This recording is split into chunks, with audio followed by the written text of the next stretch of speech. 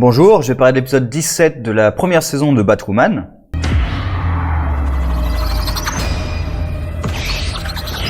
Épisode qui a des choses intéressantes, mais qui a une fin très décevante. Alors dans les choses intéressantes, il y a le traitement du personnage de Kate, même s'il y a des choses un peu bizarres sur ce traitement. Il y a l'ennemi, le détonateur, qui aurait pu être pas mal, qui avait une prémisse assez intéressante sur laquelle je reviendrai. Mais en fait, on apprend que le vrai détonateur est mort et que c'est un copycat qui est là uniquement pour détruire des preuves, avec une révélation très décevante à la fin de l'épisode. De toute façon, toute la fin de l'épisode est assez décevante et on règle notamment l'arc de Kate. Je pense que c'est réglé et c'est ça qui m'inquiète en fait profondément. J'ai l'impression qu'ils vont jamais en reparler. En faisant quelque chose à Batman qui, sur le fond, ne me dérange pas, mais bon, j'y reviendrai. L'épisode commence avec une séquence d'hallucination de Alice, avec un truc très bizarre où, alors déjà, c'est la vision de quelqu'un qui ne joue pas aux jeux vidéo, de comment quelqu'un joue aux jeux vidéo, hein. Parce que gueuler comme ça sur ton écran, un truc, en plus, le combat a pas l'air épique. Enfin, quand tu vois les barres de vie, c'est un détail à la con, hein, mais c'est vrai que ça m'a sauté aux yeux. Et surtout, Kate dit « Ah, c'est bon, finalement, j'ai réussi ». Enfin, la barre de vie de l'ennemi, parce que l'autre elle est pleine, donc la barre de vie de l'ennemi elle est à la moitié, donc t'as pas du tout gagné en fait. Ou alors je sais pas, elle essayait de débloquer un trophée ou un achievement. Il y a un truc très bizarre là-dedans. Mais pour moi c'est typiquement comment quelqu'un qui ne joue pas aux jeux vidéo imagine un joueur. Ou alors peut-être oui comment quelqu'un qui ne joue pas joue pour la première fois, mais enfin j'aime pas trop cette image en général des gamers. Mais bon. C'est un peu con et surtout le truc c'est lié au fait qu'il y a un médecin qui lui fait des électrochocs. Et d'ailleurs il y a une gestion très bizarre des médecins de Arkham parce qu'à la fois on essaie de te montrer que c'est des salauds parce qu'ils font des électrochocs, qui est quand même une pratique plutôt arriérée, hein, c'est pas quelque chose qu'on fait trop aujourd'hui. J'imagine que ça se fait dans certains cas précis, mais voilà, c'est quand même plutôt des pratiques d'un ancien temps. Et d'un autre côté, il fait un truc de groupe où il discute et même Mouse a l'air plutôt d'être satisfait de cette thérapie. Donc il y a un truc un peu bizarre de à la fois on essaie d'en faire un médecin qui est un peu taré, enfin qui est un peu sadique, et de l'autre côté qui est empathique. Donc je comprends pas très bien cette gestion du médecin. Et toute la partie Arkham me pose problème, mais surtout à cause de la fin en fait. Parce que à la rigueur, Mouse qui finit par accepter la thérapie et c'est Alice qui le repousse dans la folie, pourquoi pas, même si c'est trop rapide, c'est beaucoup trop rapide, enfin, en 3 ou 4 scènes, elle le repousse à la rejoindre. Alors que lui dit que voilà, enfin il est bien, que voilà, qu'il est dans un sanctuaire, qu'enfin il retrouve un peu de la paix et tout. Elle réussit à le repousser trop facilement, je trouve. C'est pas du tout travaillé. Et à la fin, il y a le truc où il tue le médecin. Alors déjà, il y a toute la question de comment est-ce qu'elle a pu se procurer l'arme, hein. D'accord, Tommy Elliott là, mais déjà, il la surine avec. Enfin non, d'ailleurs, il la surine pas, il la plante une fois.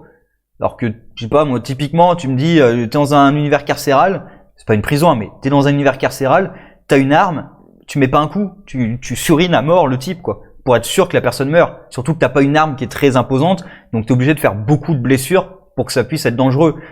Mais bon, c'est Tommy Elliott, il sait pas forcément comment s'en servir, très bien. Mais elle réussit à le récupérer. J'aimerais qu'on m'explique déjà comment les mecs, comment les mecs qui la soignent ne se disent pas, on va chercher l'arme. Parce qu'ils la soignent. Donc ils savent qu'il y a une arme qui a été utilisée. Comment ils se disent pas, tiens, on va la chercher. Est-ce que Tommy Elliott l'a encore sur lui? Elle est pas sur les lieux. Donc il y a bien quelqu'un qui l'a ramassé cette arme. C'est une menace. On va chercher qui a cette arme. Et non, à aucun moment il se pose la question. On accepte facilement que oui, c'est bon, elle a réussi à se procurer l'arme. Surtout que ils l'ont soigné, donc il y a bien un moment où ils l'ont examiné. Ils n'ont pas trouvé l'arme. Mais le point qui me dérange le plus, c'est à la fin. On a Mouse qui prend le visage du médecin après l'avoir tué. Alors déjà c'est pratique, hein, ils sont que 3 dans la salle, donc il tue le garde, et ensuite il tue le médecin, il prend son visage. Comment est-ce qu'il prend le visage du médecin? Il est dans une pièce, il n'y a pas d'équipement particulier.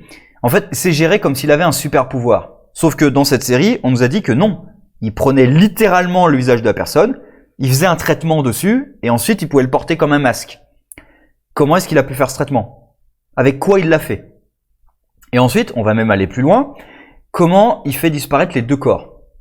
Comment est-ce que personne ne se rend compte que le garde, là, a disparu? Il n'y a personne à l'extérieur de la pièce quand il sort?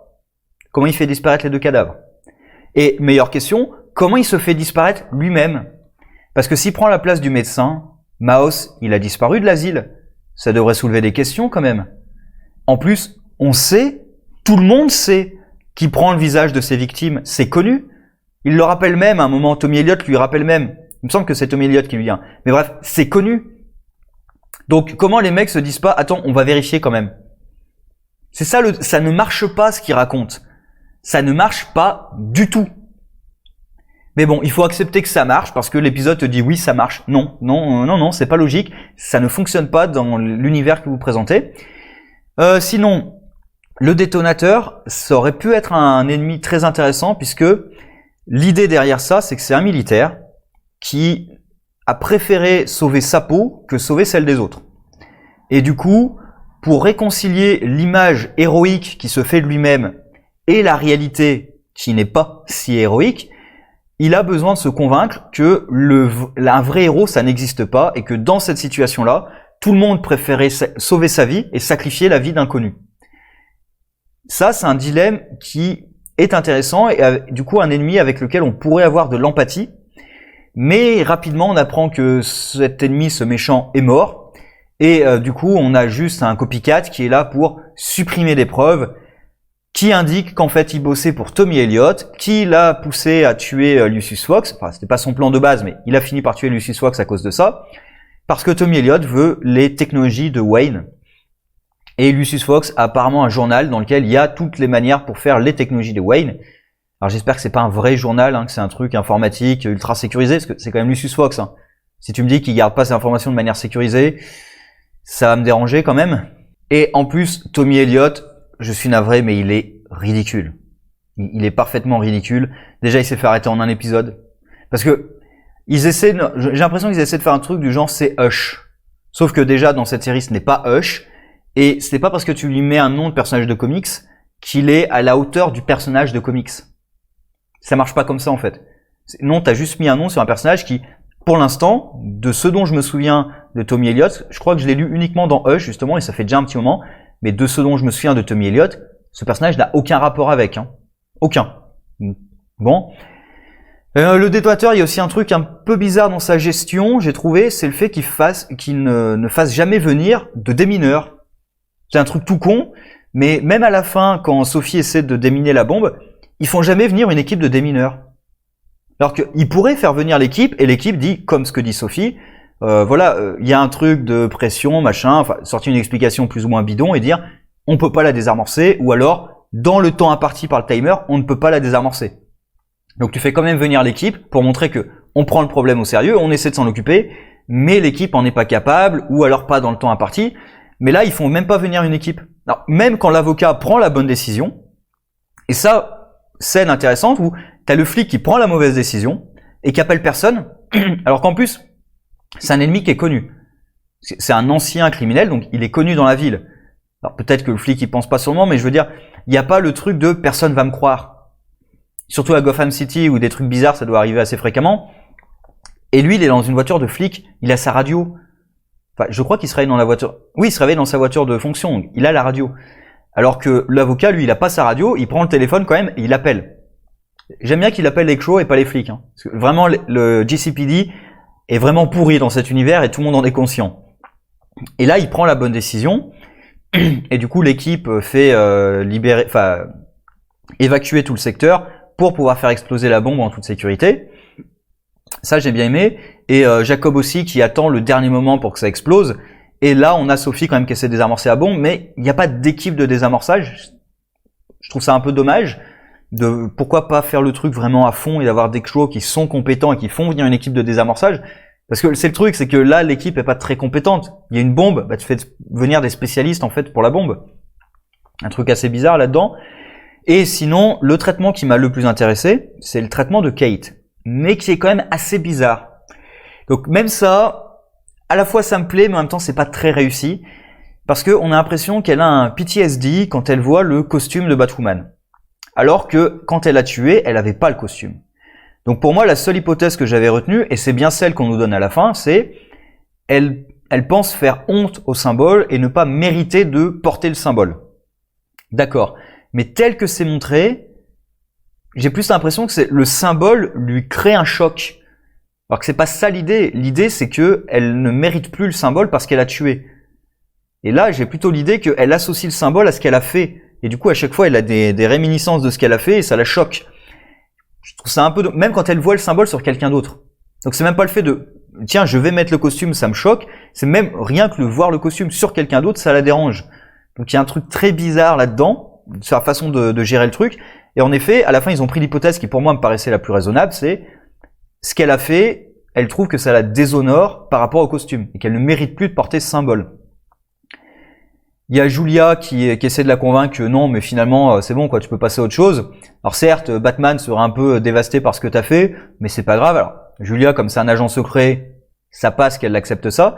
D'ailleurs, ils essaient de faire un triangle amoureux à la con. J'espère qu'ils vont pas aller très loin avec ça, entre Julia, Sophie et Kate. Pitié, pas de triangle amoureux à la con, s'il vous plaît. J'espère qu'on passera au-dessus de ça. Et par contre, à la fin, grosse révélation, qui est que Batman a tué. Batman a notamment tué le Joker. Alors j'avoue que ça me dérange pas, puisque j'ai l'impression que l'idée derrière tout ça, c'est que Batman a tué le Joker il y a 5 ans. Et Batman a disparu. Alors je sais plus s'il a disparu depuis 5 ans, mais je pense que ça correspond un petit peu. Et si l'idée c'est que Batman a failli à son propre code, il a tué le Joker, et parce qu'il s'est failli lui-même, il a disparu, je peux accepter tout à fait l'idée d'un Batman qui tue alors qu'il a un code. Le Batman qui tue, ça me dérange pas beaucoup, hein. Batman v Superman, j'ai adoré ce film. Batman tue. Mais en même temps, dans ce film, Batman est montré comme un méchant. Pendant tout le film, Alfred lui dit qu'il devient cruel, par exemple. Il y a Clark qui enquête sur ses méthodes et qui doute de plus en plus de ses méthodes. Même les journaux qui doutent de ses méthodes. Les gens ordinaires aussi, on voit à un moment le vieil homme là qui dessine son symbole, qui lui aussi dit voilà, il est devenu cruel. Enfin, ses méthodes sont passées au-dessus, quoi. Il lui arrivait quelque chose. Même à un moment, Batman qui sort l'excuse de voilà, ça fait combien de temps qu'on est à Gotham, combien de gentils sont restés gentils, etc. Donc il y a l'idée quand même que c'est un vieux Batman qu'on a un peu marre et il devient un peu cruel, un peu violent. Et Alfred essaie de le ramener quand même sur le bon chemin. Mais aussi c'est un Batman qui tue dans le feu de l'action. Là, j'ai l'impression que c'est quand même plus l'idée de il a tué de sang-froid le Joker et du coup ça l'a dévasté, donc il a rejeté son costume. Ça, cette vision-là, je peux l'accepter. Par contre, tout d'un coup, ça rend l'acte de Kate ok. C'était ok pour Kate de tuer quelqu'un qui, je suis navré, n'est pas le Joker. Le Joker est un terroriste sociopathe qui torture et massacre des dizaines, des centaines, voire des milliers de personnes à chaque fois qu'il s'échappe. Et en plus, il n'arrête pas de s'évader. Donc, c'est une véritable menace. Là, c'était pas une menace. Enfin, le mec il a tué sa mère. Donc, je comprends qu'elle veuille le tuer, mais c'était pas un sociopathe qui a tué des centaines de personnes. De tout ce qu'on sait, il a tué une personne. Enfin, deux, puisqu'il a tué la sœur. Oui, il a tué la sœur venue d'une autre terre dans l'épisode d'avant, dans l'épisode d'avant qu'il se fasse tuer. Mais bon. Et surtout, elle l'a tué alors qu'il était blessé, menotté et à terre. Donc voilà, clairement, je suis navré, peu importe comment on regarde les choses, c'est pas ok de le tuer. On peut comprendre qu'elle le fasse, je suis même à peu près sûr que devant un tribunal, bon maintenant je pense pas parce qu'elle a caché les preuves et ça fait quelques temps qu'elle ment, mais devant un tribunal, honnêtement, je pense qu'elle aurait pu s'en tirer sans même aller en prison. Hein. Franchement. Juste rien que pour le trauma émotionnel, je pense qu'on aurait pu l'excuser pour ça. Et moi, le problème que j'ai, en fait, c'est que maintenant, les personnages acceptent ce qu'elle a fait. Comme c'était normal. Et même sortir l'excuse de Batman, je comprends même pas parce que Batwoman n'a pas vraiment mis d'emphase sur le code de Batman, sur il faut que je respecte son code. J'ai jamais senti cette emphase-là avec Batwoman. Et j'ai l'impression que c'est quand même ça là-dessus, c'est ah, mais si Batman a violé son code, bah moi aussi je peux le violer. Et du coup, qu'est-ce qui t'empêche de tuer à nouveau maintenant ? Pourquoi pas? Si on présente des ennemis qui sont encore plus dangereux et encore plus monstrueux que Cartwright, pourquoi est-ce qu'elle pourrait pas les tuer? Qu'est-ce qui empêcherait ça? Parce que là, j'ai l'impression que son trauma est passé. Alors, j'espère que non, j'espère qu'il va perdurer, mais pour moi, la seule manière pour que Batwoman puisse regagner en fait de la noblesse, ça serait d'accepter les responsabilités de ses actes, surtout qu'elle l'a pas fait en tant que Batwoman, elle l'a fait en tant que Kate. Parce que il a tué sa mère. Parce qu'on peut imaginer encore que Batman a tué le Joker parce que c'est une menace. Après, le Joker a tué aussi plein de membres de la Bat Family. Aussi, il a tué une des ex, puisqu'elle est morte, hein, de Gordon, à la fin de No Man's Land.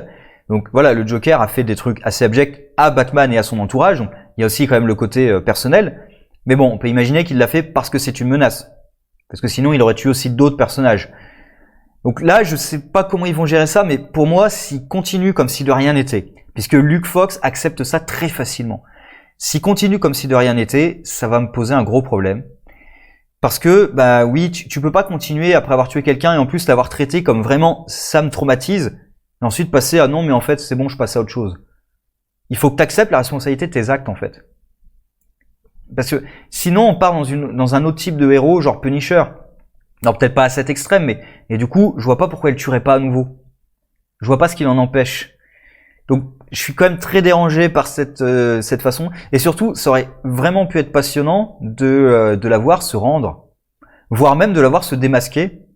Alors après, en première saison, c'est un peu délicat de le faire, mais un peu comme Oliver, d'ailleurs, Oliver, ils ont eu du mal à gérer quand même le fait de tuer, pas tuer avec Oliver Queen, puisque il y a tout un passage au début quand il revient, première saison et même deuxième, il accepte de tuer sans aucun problème. Il y a des influences extérieures qui commencent à lui dire que attention, on pourrait peut-être faire autrement.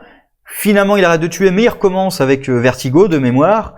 Et ce truc de tuer, pas tuer, c'est très mal géré. Et des personnages qui n'auraient pas dû accepter le fait qu'il tue se joignent à lui alors qu'il n'a pas assumé les conséquences de ce qu'il avait déjà fait. Même d'ailleurs, dans la dernière saison, ils ont encore fait un flashback sur un épisode où Deagle essaie de le convaincre de pas tuer. Donc, c'est un dilemme qui a été très mal géré, je trouve, avec Oliver. Et là, je trouve aussi que ça c'est mal géré. En soi, ça ne me dérange pas qu'un héros tue des gens. Après, s'il commence à tuer tout le monde, qui part en Punisher, il faut vraiment que ce soit un héros du genre Punisher. C'est-à-dire, pas un héros, un anti-héros. Et les gens sont contre lui. Parce que tuer le Joker, je pense que tout le monde sera satisfait. Maintenant, si tu commences à tuer tous les criminels et à mettre la ville à feu et à sang, un peu genre Punisher, là, ça sera beaucoup plus mitigé quand même.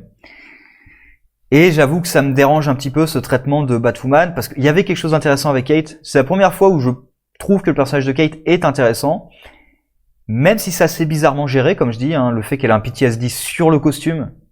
Parce que c'est vraiment l'emphase sur le costume, sur le symbole du Bat et sur le code de Batman, qui a jamais vraiment été exploité jusque-là. Donc c'est très bizarre. Même, jusqu'à preuve du contraire, on savait même pas si ce Batman-là avait le même code. Puisque c'est une autre version. On savait même pas s'il a le même code. Et est-ce qu'il a vraiment absolument le même code que le Batman des comics? Est-ce que c'est vraiment jamais d'arme à feu? Est-ce que c'est vraiment on ne tue jamais même en légitime défense? Est-ce que c'est vraiment absolument le même Batman? Je sais pas. Parce que si c'est ce même Batman, quand il revient, bah il va demander à Batwoman de se rendre. Hein. Et d'ailleurs, si c'est ce même Batman, je pense qu'après avoir tué Joker, c'est pas qu'il disparaît, c'est qu'il se rend aux autorités. Hein. Je pense, sincèrement, ce Batman-là, avec ce code, s'il tue quelqu'un, je pense qu'il irait se rendre. Et s'il apprend que Batwoman a tué, il lui demanderait d'aller se rendre. Donc voilà, il y a des choses intéressantes, mais tout est décevant à la fin, hélas. Comme je m'y attendais, en fait, la série a du mal à faire des choses intéressantes et comment dire. Après, c'est aussi un truc du CW. Hein. Ils ont du mal parfois à accepter de suivre leur truc jusqu'au bout. Et ils vont trouver une pirouette ou un truc comme ça pour esquiver le problème. C'est un peu ce qu'ils font. Comme avec Oliver qui tuait pas. Le problème a été un peu esquivé pas mal de fois. Il y a un épisode qui était très bon, c'est quand Roy a tué quelqu'un, a tué un garde ou un flic, je sais plus. Cet épisode était pas mal. Ils ont tous menti pour protéger Roy. Et Roy lui-même qui était pas responsable de ses actes et qui est démoli par ça. Ça, c'était intéressant. Là, voilà. J'espère qu'ils vont quand même continuer à traiter le trauma de Kate. Et par contre, le retour éventuel, enfin, inexorable de Alice et Mouse en tant qu'ennemis, surtout qu'ils dirigent Arkham alors que c'est pas logique, ça ne marche pas, ça ne fonctionne pas, ça n'est pas possible. Ça ne... Et un ennemi qui aurait pu être intéressant, il y a une petite enquête vite fait, mais qui mène à rien. Mais par exemple, le fait, le 214, je crois, le nombre, le fait que il y a que Kate qui pense à 214, c'est le fait d'avoir été démis de l'armée de manière déshonorable. Pourquoi personne d'autre y pense? Il n'y a pas qu'elle qui était dans l'armée. Et certes, elle a été démise, elle, d'accord, mais son père aussi l'a vu être démise, donc il connaît aussi ce code. Enfin, normalement, ils devraient tous connaître ce code. Les militaires devraient, tiens, t'as un nombre sur un truc militaire, tu devrais te dire, bah tiens, peut-être les codes militaires. Moi, j'y connais rien en code militaire, mais c'est elle qui nous dit ça.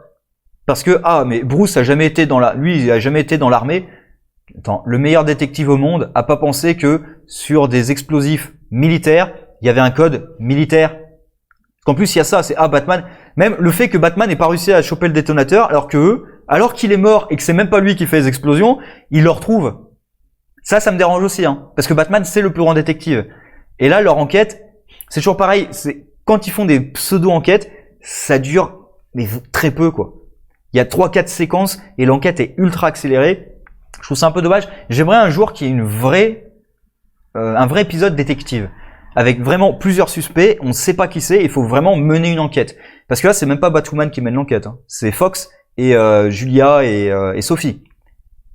Batwoman, elle sert uniquement à la fin. Tiens, on a besoin de muscles pour régler le problème. Tu peux t'en occuper quoi. Sinon, elle sert à rien. C'est pas elle qui mène l'enquête. Bref, prenez soin de vous et sur ce, au revoir.